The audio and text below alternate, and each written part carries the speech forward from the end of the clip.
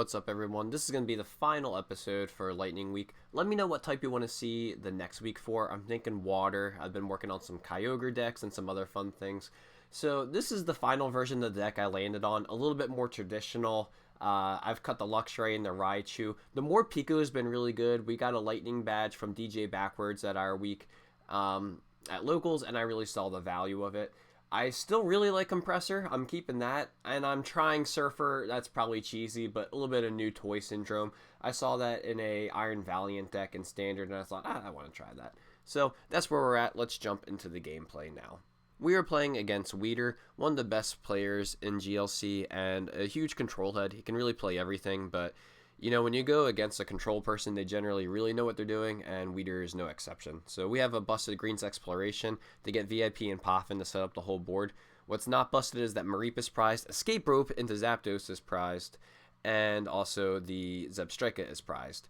So we're going to have to work through that. I didn't want to grab Town Map because I wanted to set up the board, put it on the Blitzel to kind of fake as if I still had the Zebstrika. I just would have really liked to have done the 80 to knock out either the Purloin or the Sableye. They're going to Junk Hunt and get back a couple resources. Not really too scared of Junk Hunt at this phase. And here I do Battle Compressor. And you can see through that, I just discarded 3 Lightning Energy. So that sets up my discard for the rest of the game. I did add a 5th Lightning Energy, so I wasn't greedy. Here I go for the Night Stretcher because they grabbed the Eerie off of Trainer's Mail. And I Torment, so they would have to use their Gust, which they do end up having, to be able to Junk Hunt again.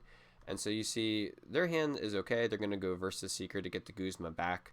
And then attack with Junk Hunt. That's so that way they can get the Versus Seeker. So I have a couple options here, but I decided to make sure I go Iono because I've played the Junk Hunt Sableye myself, and I know that the hand disruption is huge. So I just knocked that out, set up the Yveltal, which is weak to Lightning, by the way. And then they can reestablish their board, so they have a huge hand. They have the Pokestop. Against this, you really need to make sure that they don't churn through their deck. So even though I can't use Stormy Mountains here, I'm going to use that just to knock off the Pokestop and try to limit the cards. I could have Iono'd again, but if I remember right, they didn't do too much, just the Guzma, so I was feeling okay. Maybe save that for after they go into the Sableye.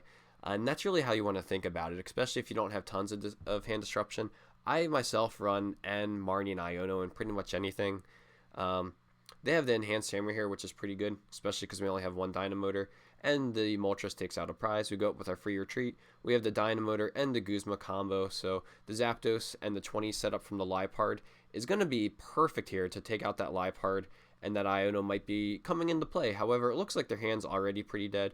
They go with the Grimer here, so I'm thinking this is going to be a Hex Maniac turn, if I remember correctly.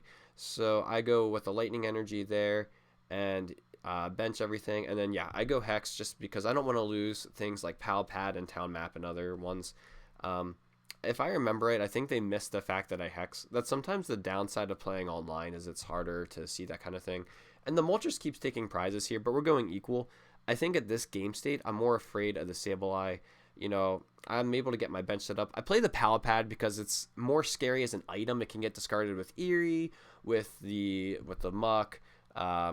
If they play Misfortune Sisters, I don't know if they do or not. But in general, I wanted to turn that item to the supporters because supporters are harder to mill.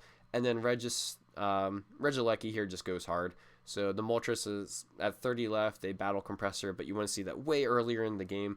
Battle Compressor, a really underrated card. And they hit me with a huge Delinquent, so that kind of sucks. I do get rid of the Zebstrika, but I figure I can just recover that easily. I really wanted to keep the Surfer so I could have the switch. That way I could double Dynamotor to the Selectabuzz if I needed to, but I just am able to Dynamotor to the more Pico because I was able to recover that. So that's how we won the game here. Really, it's a matter of hand disruption and making sure they can't churn through the deck. So the notable things here are knocking the Pokestop, and when they do recover something with the Junk Hunt, try to, mix up their hand. In general, too, this shows the pressure that Spread can have. When I showed myself playing Junk Hunt Sableye, I was able to beat Spread Lightning, but it was actually playing it not as a control deck, playing it as a poison deck.